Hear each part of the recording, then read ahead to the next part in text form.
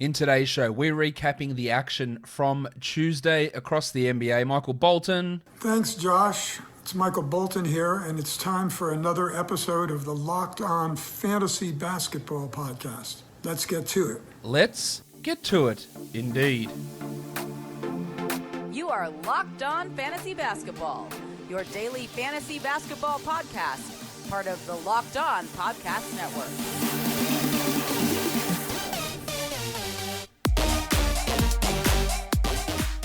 Hello and welcome to the Locked On Fantasy Basketball Podcast, brought to you by Basketball Monster. Today's episode also brought to you by Rock Auto. Amazing selection, reliably low prices, all the parts your car will ever need. Visit rockauto.com and tell them Locked On sent you.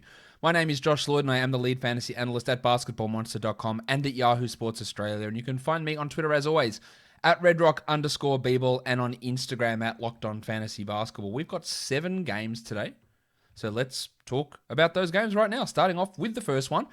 And that first game was the Brooklyn Nets losing to the Detroit Pistons 122-111. We know the Nets were without Kevin Durant, but that's still inexcusable. Jim Harden had 24, 6, and 12. He had 2 steals. He had 5 blocks. And I talked the other day about how Harden's usage was surely going to come up. He had 27% usage here. But the thing that was really keeping him down was a lack of blocks and a lack of steals. Well, that, I guess, course corrected here. He's the number 2 player over the last 2 weeks. And he's been a guy that consistently gets steals and blocks. Not blocks at 5 per game, but around 0.7 to 0.9 per game, which is a really high number for a guard. He shot the ball well, got to the line 7 times. Wouldn't say that he was necessarily the fault offensively, but defensively, they were still minus 11 with him out there. Kyrie, 27, 2 and 7 with 2 steals. He's still dealing with that finger issue. He had a 37% usage. Took 28 shots, only got to the line once. I think that's far too many shots. We need to get more guys involved there. I know that Durant was out, but Joe Harris took 3 shots. Sorry, he took 6 shots. He made 2 of them for 6 points. Harris is still a guy to hold, but he's going to have these games. The Shark, Bruce Brown, had 8 points with 9 boards and 4 steals. Baby shark, do-do-do-do-do. But, you know, he's not worth streaming in, I don't believe, while Durant is out. DeAndre Jordan, just horrendous defensively. 9 and 8 in 23 minutes. He did go 80% again from the field, and he continues to have value just through that one category. Now, that is not going to be useful in a points league. He had just 20 fantasy points today. He's a drop in points leagues, I believe. And in category leagues, it's really just a specialist type scenario. Jeff Green had 10 points in 29 minutes. This was a guy who was pushing into 12-team value. He has reverted back to being Jeff Green, so I don't think we need to must hold him by any stretch. While we saw Noel Vonleh play just garbage time minutes, Norvel Pal played 9 minutes only, and Landry Shamet had 10 points in his 18 minutes. So really a night to forget for the Nets. For the Pistons, Mason Plumlee played 38 minutes. He had 14, 12, and 7. He had 2 steals and 3 blocks, and he didn't get to the free throw line, so he didn't hurt you there. 52 fantasy points. He's the 50th ranked player over the last 2 weeks. He is a must-roster player in all leagues. Now, what the future holds for Mason Plumlee, I have no idea. Whether they're going to move on from him in a trade, whether they're going to give more minutes to Isaiah Stewart, whose minutes have actually been coming down of late, 10 minutes in each of the last 2 games for Stewart. It is hard to fully grasp what the Pistons' plan is. But Dwayne Casey is going to have a level of reliance on his older vets, I think, a lot of the time. But yeah, this sort of thing's unexpected. Stewart had played 21, 20, 20, and 24 in 3 consecutive games. And then he played 9 and 10 minutes while they gave 40 minutes to Mason Plumlee. Like, that sort of shit can't be predicted, and it is hard to understand where it goes from here. I would say Plumlee won't play 39 minutes a game moving forward, but there is always that possibility. Career high for Jerami Grant, 32 points in 38 minutes with 4 triples and a block. Hyper efficient from him. While Josh Jackson, I think we had Josh Jackson in all 12-team leagues at this stage. Jackson had 13 points, 2 threes, 2 steals, a block, 50% from the field, and it's more the 29 minutes versus the 20 minutes that Wayne Ellington played. Ellington's a drop in 12-team leagues, while Delon Wright played 37 minutes. I don't think he'll play 37 every night, especially when Dennis Smith, they want to get a look at Dennis Smith. But 22 points, 28 usage for Delon is insane. 9 assists and 2 steals. We're rostering Wright for his assists and for his steals, not for the fact that he took 16 shots and also 12 free throw attempts. There's a bit of unsustainability there, but he is a top 50 player over the last 2 weeks. This is a guy who I loved last year, and then he was completely out of action in Dallas, like just didn't play really at all, and then came over here and struggled in Detroit to begin the season, and everything went wrong, and then Killian Hayes went down. They put him at point guard, and he's really fired up. And the numbers he's putting up at the moment are really, really interesting, and he should be rostered in all to most leagues.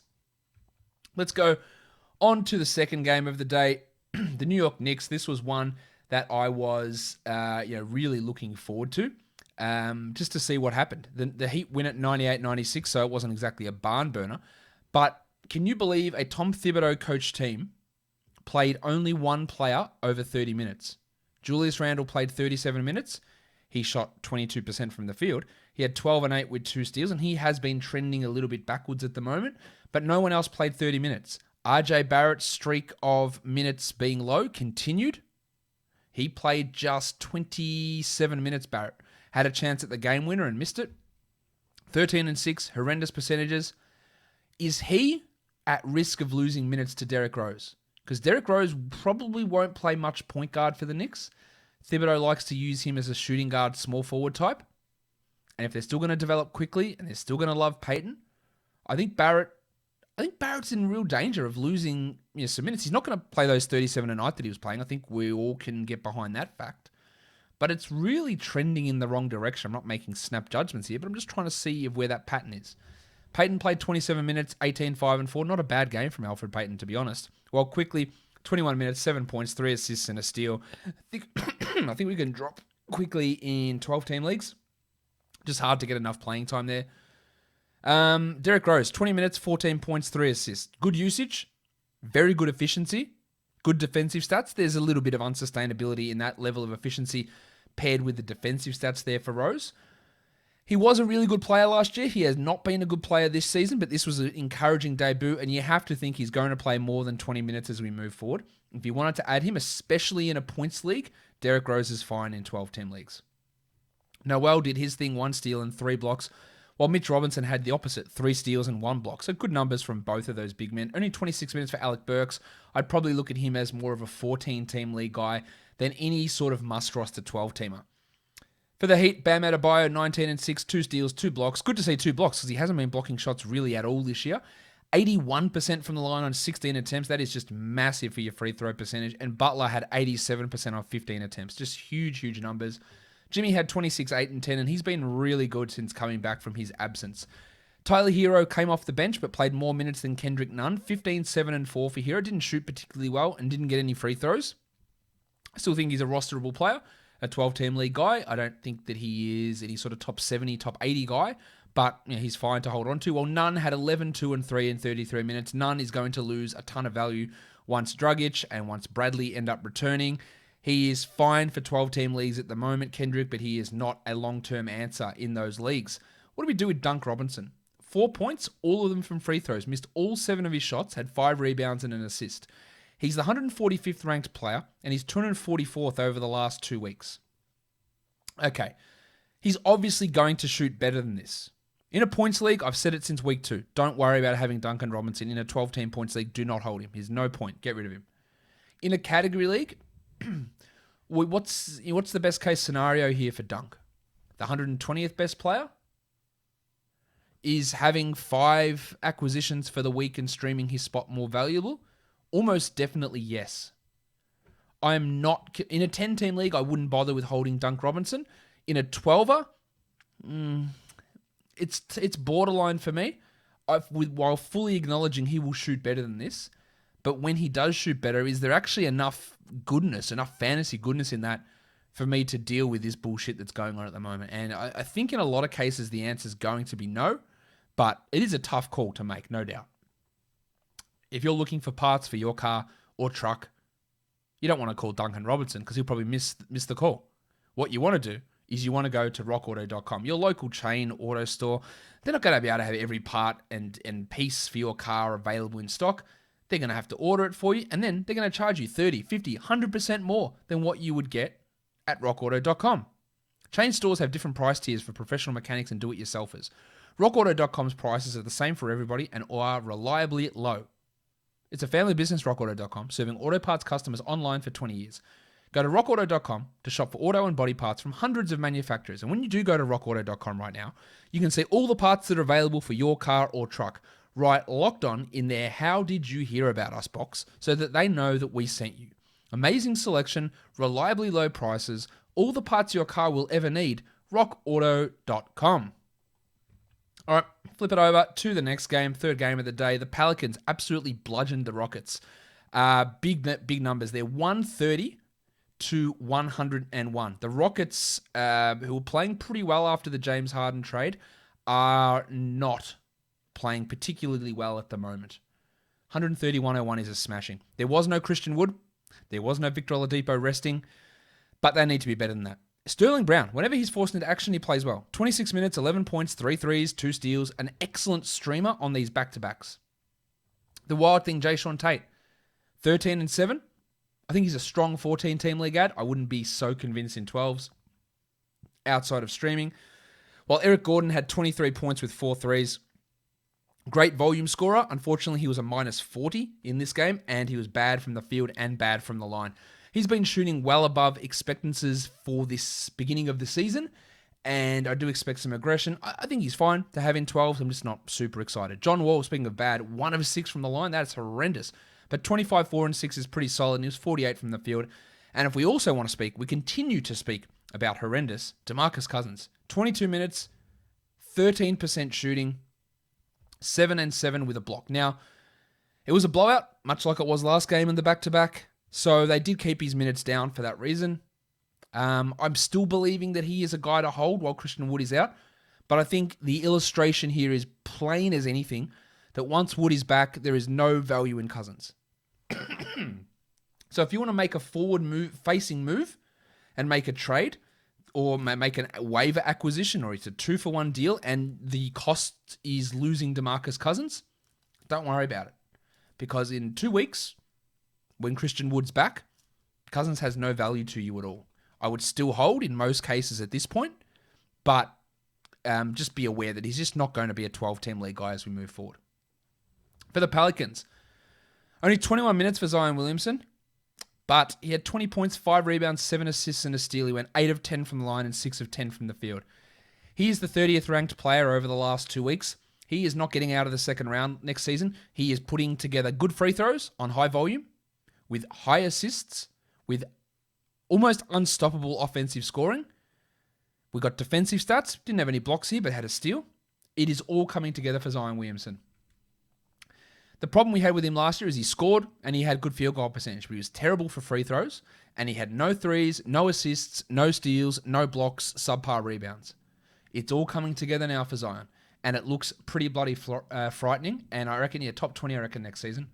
Lonzo Ball had 15 and 6, while Eric Bledsoe, just the 23 minutes for Bledsoe here, 10 points, 4 assists, a steal. I think he's still solid enough to hold, but not great. But what about Josh the Hitman Hart? He was questionable with back spasms heading into this game. 40 minutes, 20 points, 17 rebounds, 1 steal and 2 blocks. Just an unfathomable line from Josh Hart. He's the 153rd ranked player this season, so don't get too excited. I think he's a must-roster 14-team league guy. But for 12s, I'm not completely sold. Ingram had 22 points in 28 minutes, while Bill Hernan-Gomez just bludgeoned the Rockets. 14 and 10, 4 assists, a steal and a block, perfect from the line. 63 from the field. He is clearly ahead of Jackson Hayes. I don't think Hayes is getting back in this rotation anytime soon. And deeper leagues, 16-teamers, you want to add Billy Hernan-Gomez. Lonzo, I mentioned him already. Nickeil Alexander-Walker, he was out of the rotation early on, but did get some minutes because of Zion's foul trouble. 20 minutes, 7 points, 4 assists, a steal and a block. Really good overall numbers. You know that I think that long-term Kyrie Lewis is a better option than Alexander Walker. Clearing enough runway for Alexander Walker to be a 12-team league guy this year feels a little bit harder at this point than it did a week ago. And I think he's hard to have as a 12-team stash. I wouldn't have Lewis as any sort of stash either. He had 10 points. I thought he looked good, but it's just there's not enough there to stash him. While Redick only played the 7 minutes. And it's good to see guys like Lewis and Alexander Walker getting those minutes ahead of someone like JJ Redick. And the Pelicans are winning, and they're winning big. And this is an absolutely huge victory for them here. All right, let's go on to the next game now. The Golden State Warriors get the big win here on the back-to-back against the Spurs, 114-91. Steph was excellent again. He's your number one fantasy player over the last 2 weeks. 32 points, 4 threes, 55% shooting, only 75 from the line, which is a bit un-Steph-like, but really good otherwise. And Draymond had only 6 points, but 7 boards, 11 assists, and a steal, and was amazingly 75% from the field. Draymond also is really up there in the last 2 weeks. 47th ranked player. That's for category leagues. For points, he's nowhere near as good, and he's not someone that is necessarily a shallow points league hold, but he is a must-roster 12-team category guy. Oubre didn't shoot well. Tell me if you've heard that before. 29% for 12 points, but did have 10 boards. He hit two threes and he had a steal. He's a top 70 player over the last 2 weeks. While Wiggins had 14 and 3 with 3 steals. A nice game from all those guys. Eric Pascal had one of his best games in recent memory, 15 points with 3 threes and 6 rebounds, while Juan Toscano-Anderson really just hurt you with shooting. 37% true shooting, but 11 and 8 with a 1-1, 3 assists. They're good numbers. And while Wiseman is out and while Looney is out, he does have stream value. And we've talked at length about the Rockets and the Warriors having a great schedule for streaming this week, and that's why he has that value to be a guy that you can use this week. Damian Lee had 11 points with 3 threes in 22 minutes with a block. Yeah, look, I think Lee is fine, but it's just going to be hard for him to get enough minutes to really have any sort of impact. For the Spurs, shout out to the bloke who told me that he's unsubscribing because I said that DeJounte Murray may have been a sell high after yesterday. Murray had 8 points in 26 minutes on 40% shooting. He failed to register a steal, a block, or hit a 3. He had 4 rebounds and 2 assists. Now, he's obviously better than this, and he's obviously worse than he was yesterday. He's somewhere in between. But that's why you try and take advantage of those managers who live completely in the moment. Man, why would you sell high on DeJounte? He's a baller. Cool. Well, you pay that price of what he did yesterday, and then I'll reap the rewards. He's not as bad as this, clearly. He is the 59th ranked player over the course of the season. I think that's probably that 45 to 60 zone is probably the right area for DeJounte Murray as we move forward. But he was never going to be as good as what he was yesterday. Jakob Poeltl got in foul trouble, 4 points in 20 minutes with 2 blocks. Still a must-roster guy while LaMarcus Aldridge is sidelined, so don't overreact to him only playing 20 minutes here. Also, don't overreact to the fact that Trey Lyles got into the game, really, and actually put up numbers and played minutes. It's not something that is a staple from Trey Lyles. Lyles played 26 minutes, had 15 and 6, not much else there. Not something that I would get overly excited about. Rudy Gay had 17 and 6, and Keldon Johnson, we talked about him earlier today, saying that the shooting numbers were going to improve. Well, they didn't really improve that much here. 36% from 3 is a big improvement for sure, but 31% overall. But 13, 6 and 6, the 6 assists, the 1 block is nice. The 33 minutes is probably most encouraging. It remains a hold guy. Devin Vassell made his first start, 6 points, 6 rebounds, 1 block, 24 minutes. He will not maintain that spot all season. He will only be a very deep league guy if he even remains in the rotation as the season moves on. But he's already better than Lonnie Walker. I've said this from basically the first game of the season. Walker played 18 minutes, went scoreless, missed all 5 of his shots. Lonnie does not need to be rostered in anything outside of 20-team leagues. Not the greatest night from him coming back from illness. Well, DeMar DeRozan, 12, 3 and 6. A pretty poor night from DeRozan as well, after playing fairly well recently. He's in that 45 to 50 type range as we move forward. But yeah, obviously wasn't the greatest performance here from DeMar DeRozan. BetOnline is the fastest and easiest way to bet on all your sports action. Football's over, but the NBA, college basketball, the NHL, they're all in full swing. And BetOnline even covers awards, TV shows, and reality TV. Real-time updated odds and props on almost anything you can imagine. BetOnline has you covered for all the news, scores, and odds. It's the best way to place your bets, and it's free to sign up. Head to the website or use your mobile device to sign up today and receive your 50% welcome bonus on your first deposit by using the promo code LOCKEDON. BetOnline are your online sportsbook experts. This episode is brought to you by 1010. Now, you may have read about this in the New York Times, InStyle magazine, or Forbes, and we're excited to tell you about it. 1010 is an exclusive collection of 10 one-of-a-kind engagement rings designed by 10 of the most distinctive designers working today. Using only diamonds responsibly sourced from Botswana, 10 design masters have each produced a uniquely beautiful commitment ring. They're available now exclusively at BlueNile.com, and when they're gone, they're gone.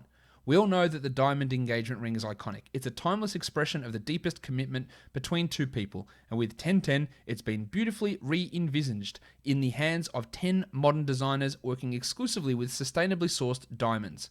If you're ready to mark a special commitment or looking for a unique and meaningful way to celebrate Valentine's Day, you're definitely going to want to check this out. Again, this exciting limited edition collection of diamond engagement rings is now available exclusively at BlueNile.com.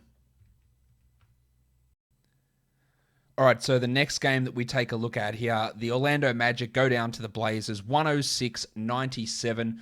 The Magic were without Aaron Gordon, Evan Fournier, of course, Markel Fultz, Jonathan Isaac, and then during the game, they lost Cole Anthony to a shoulder injury.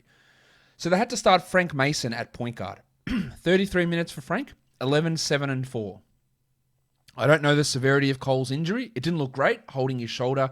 And I would think that if you're going to take a flyer on someone, taking a flyer on whoever their new starting point guard is, that's Frank Mason, is worth doing. He's going to be a high-usage player who's had really good numbers in the G League.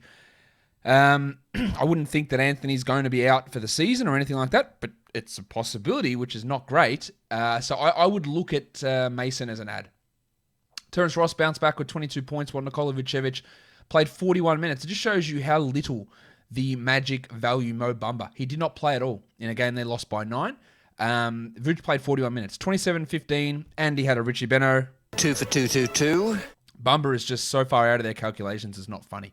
Gary Clark, only 16 minutes. He's not going to be starting for too much longer, I think. Chuma Okeke played 27 minutes, 2 points, 7 rebounds, 5 assists, and 3 steals, while the Chief, Al-Farouq Aminu...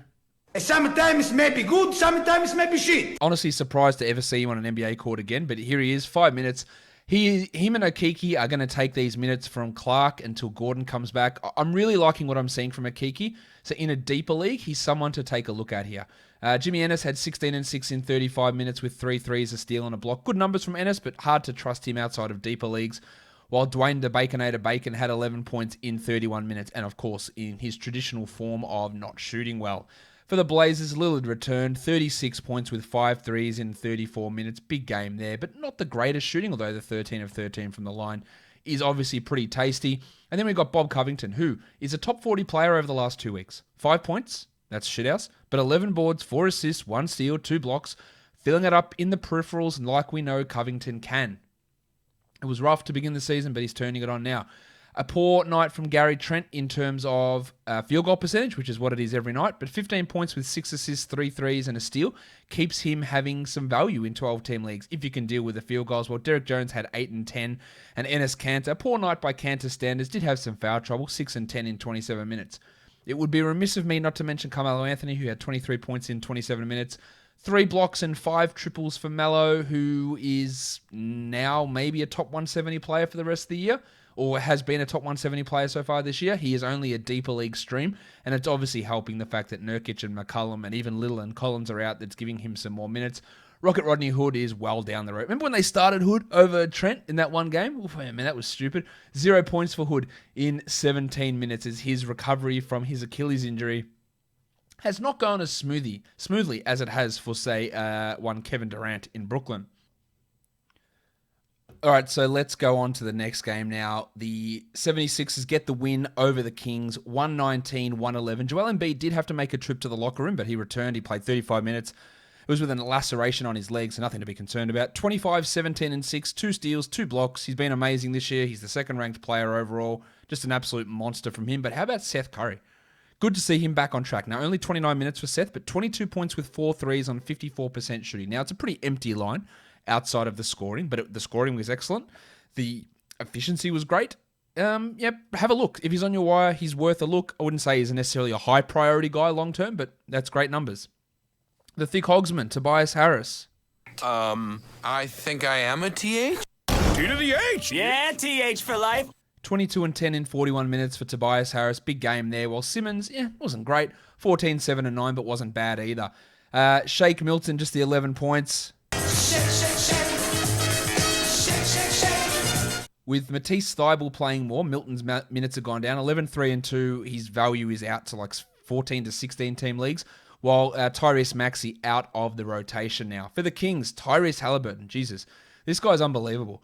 34 minutes, and he did this on 12% usage, by the way. 15 points, 3 threes, 2 rebounds, 3 assists, 2 steals, 2 blocks. His translations coming out of college were awesome.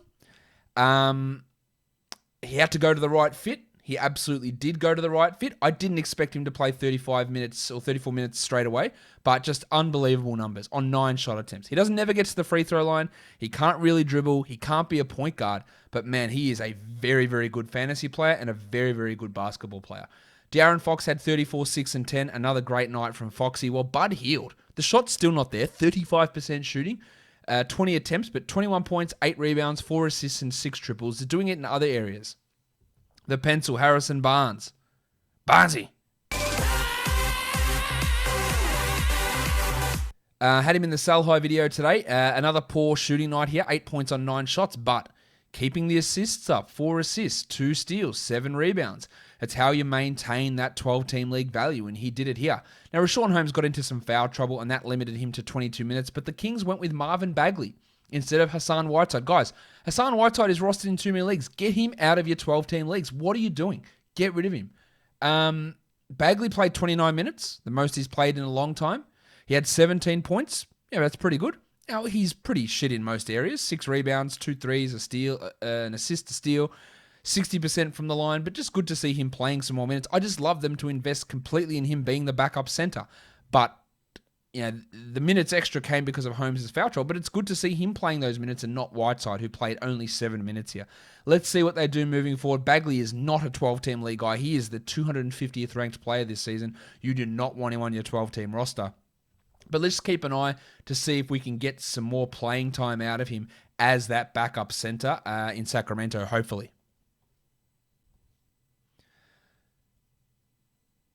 All right, so on to the last game of the day. The Boston Celtics go down to the Jazz. 122-108 is the final score. Jaylen Brown returned, played 37 minutes. The knee, obviously not too much of a concern. 33 points, 8 rebounds, 32 usage. Massive, massive true shooting of over 70%. He was great. Jason Tatum wasn't quite as good with the efficiency stakes. 23, 4 and 4 on 35%, but Daniel Tice was excellent. 28 minutes, 15 points, 5 threes, 4 rebounds, 1 block. He fouled out, unfortunately. He is obviously the best big man on this team, and surely he is the guy that gets the most minutes when Marcus Smart returns. He has 12-team value. Grant Williams, I thought, played pretty well. 9 points, 2 steals and a block, 4 rebounds. He's a long way away from being an impactful fantasy guy, but man, that's solid. Well, Kemba Walker, 30 minutes, 7 points, 17% shooting, 7 assists from Kemba.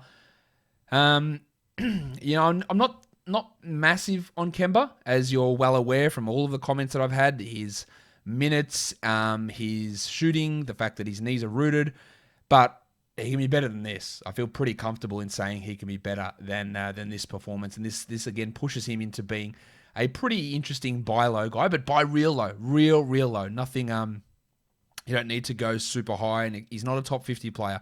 We're all, I hope we're all well aware of that at this point in Kemba Walker's career. Peyton Pritchard only 15 minutes and Jeff Teague played 3. This will continue to swing even further in Pritchard's direction, while Thompson had 7 points in 26 minutes and Rob Williams only playing 13. It's going to get real hard for Williams to have any sort of impact with how the Celtics are likely to run their rotations when everyone is back and healthy. On the Jazz side of things, Don Mitchell. He's Don. He's good. Playing point guard is where his best fantasy numbers come. I've said this so many times. 36 points, 6 triples, 9 assists, 1 steal, 2 blocks, 69 true shooting, which is obviously giggity nice. Getting to the line, this is where he thrives. Absolutely. So maybe it might be a bit of a sell high if you're looking to capitalize on the fact that Conley is out. Rudy Gobert. Rudy Gobert. Rudy Gobert.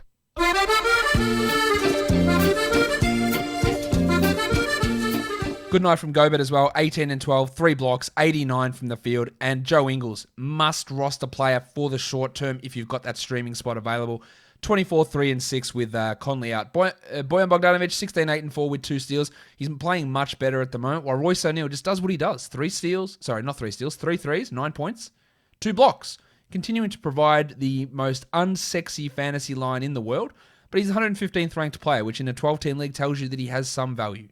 Clarkson just was horrendous with his shooting early, but ended with 13, 2 and 5 with 2 threes. He was a guy that was shooting completely above his ability level to begin this year, and we're seeing that come back to the pack. He was top 50 for a while. He's down outside the top 80 now. He's 105th over the last 2 weeks, and that's about the right area, 100 to 120 for Jordan Clarkson, and that's why I was just banging the drum. Sell high if you can get top 60 back. But he's fine. Like, he's good. He just isn't as good as what those early numbers would have indicated to you if you didn't cast a critical eye over it. Let's move on now to have a look at the adds and drops. The top ad over the last 24 hours is Josh Jackson up 26%. That makes total sense. It'll be even higher after today. Kendrick Nunn up 14%. Yeah, short term, no worries. Long term, I don't think there's value in him. Lou Williams up 13%. The Clippers do have as an okay situation for Williams with Paul George being out, but I don't like him long term. Pat Williams up 11%. I think that's fine as well. And Kelly Olynyk, the trend's there. I'm okay with adding Olynyk in 12-team leagues. When the trend pushes up with his minutes, you add him. When it pushes down, you drop him. It's a consistent up and down with Kelly Olynyk. For drops, Emmanuel quickly down 14%. I think that makes sense. The wave pool, DeAnthony Melton down 11%. Yep, drop him. The cashier, Xavier Tillman, down 7%. Yes. Jared Vanderbilt, down 6%. Yes. And Gorgie Jeng, down 4%. Yes. They are all pretty solid drops, I think. The monstrous line of the night is Jim Harden of the Brooklyn Nets. Harden had 24, 6, and 12 with 2 steals and 5 blocks. He is the 5th ranked player this season, but he's number 1 over the last 2 weeks, averaging 24, 8, and 12, getting the steal and block numbers. Still not where they were last year, but getting the steals in particular, 1.2. He can get that to 2 steals a game with a 52 and 93 that he's shooting, then he is the number 1 player, or potentially the number 1 player as we move forward. Good to see the usage coming back into business, but that efficiency is super impressive. 60% from 2 and 40% from 3 over his last 6 games. The rookie of the night is none other than Tyrese Halliburton. 15 points for Halliburton in this game, as I said, on that minuscule usage. 3 threes, 2 rebounds, 3 assists, 2 steals, 2 blocks from Halliburton. He is the 56th ranked player this season, but 19th over the last 2 weeks, doing it on that really low usage. He's going to fall off because he's shooting 58% over his last 3 games, and doesn't get to the line at all. Quick guess how many free throws you reckon Tyrese Halliburton's taken this year? He's played 21 games. He's taken 15. Now, he doesn't miss them. He's on 13 of 15, but he's taken 15 free throws. He just doesn't get to the line at all. So as good as his free throws are, it has no real fantasy impact at all. Where he has impact is in getting steals, in blocking shots as a guard, in getting assists, and hitting high volume of threes, and doing that relatively efficiently. So another big game from Tyrese Halliburton. Your top 10 players in category leagues today, James Harden was number 1, Don Mitchell was number 2, Embiid was 3, and Mason Plumlee was 4. Jesus. Damian Lillard at number 5, Josh the Hitman Hart at 6, Jim Butler at 7, Jeremy Grant at 8, Nikola Vucevic at 9, and Rudy Gobert at number 10. And then for points leagues, your top 10 is number 1, Harden, number 2, Embiid, number 3, Vooch, number 4, Don Mitchell, number 5, De'Aaron Fox, 6 is Butler, 7 is Hart, 8 is Plumlee, 9 is Lillard, and 10 is Jeremy Grant. Let's move across now, talk DFS, and talk a bit of a preview for Wednesday's action. All right, we got 9 games on Wednesday. So the first game is the Raptors and the Wizards. OG Anunoby, he could be back. But what about scarves? OG. Stop OG. You better stop OG. So obviously that has an impact on the value of someone like Norman Powell specifically. I think Boucher's minutes will be able to stick pretty high, while the Wizards will welcome Russell Westbrook back. Will they continue to start Davis Bertans? That's the big question. The Hawks and the Mavericks, no injuries that we don't know about at this stage, which is good. But of course, no DeAndre Hunter or Bogdan Bogdanovic playing for Atlanta. The Clippers may welcome back Patrick Beverley, but they will be without Paul George, while D'Angelo Russell is questionable for the Wolves, and Karl Anthony Towns is doubtful. So probably get another start in there for Naz Reid at center.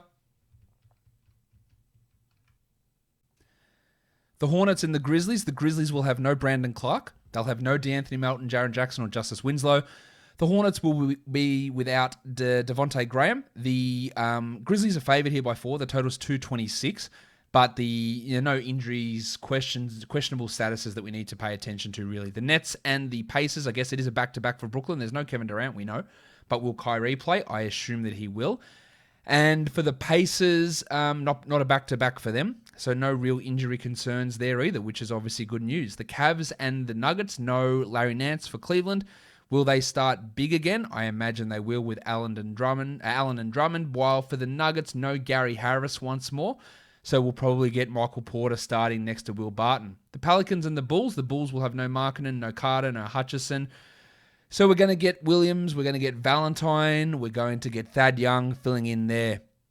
The Thunder and the Lakers. The Thunder are now without Shai Gilgeous-Alexander, no Teo Maledon, but Isaiah Roby is off the injury report, so there's obviously value opening up there. Hamidou Diallo, Kenrich Williams, Isaiah Roby, because they'll push Baisley to the 3 and Dort to the 2, so we'll get some Roby-Horford combination front court minutes. Mike Muscala's out, so Roby gets all those backup center minutes, and he gets backup power forward minutes. They might even decide to start him, to be honest, instead of Kenrich, and put Dort at the 2, Baisley at the 3, and Roby at the 4.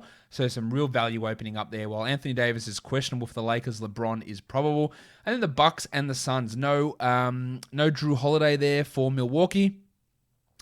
And Phoenix, Chris Paul is questionable. Jay Crowder is questionable, but they'll be without Dario Saric. And they'll be without Cameron Payne once again. If we look at some early FanDuel values over on this one, I think Denzel the Hammer Valentine at 4,400 looks all right. I like Patty Williams. I like Drummond a lot at 77. I like Michael Porter at 52. DiVincenzo at 47. Monty Morris at 41. And then you got some Thunder guys. Maybe Justin Jackson at 37. You got Diallo in there. You could throw Dort into a GPP. Horford at 62 looks pretty good. And they're probably the major value guys. But of course, we'll be looking at the more up-to-date values when we talk the draft in the Draft Stars pregame show tomorrow. Gallinari at 3,800 is also something we look at there with the Hawks. Roby at 5,000 and Morant at 71. Comes in looking okay to me. Guys, don't forget to subscribe to this podcast, Apple Podcasts, Google Podcasts, Stitcher, Spotify, YouTube. Today's show has been brought to you by 1010. 1010 is an exclusive collection of 10 one-of-a-kind engagement rings designed by 10 of the most distinctive designers working today. Using only diamonds responsibly and sustainably sourced from Botswana, 10 design masters have each produced a set of 10 uniquely beautiful diamond rings, and they're available now exclusively at BlueNile.com. This exciting collection of truly unique limited edition diamond engagement rings is available now only at BlueNile.com. Guys, we are done here. Thank you so much for listening, everyone. See ya.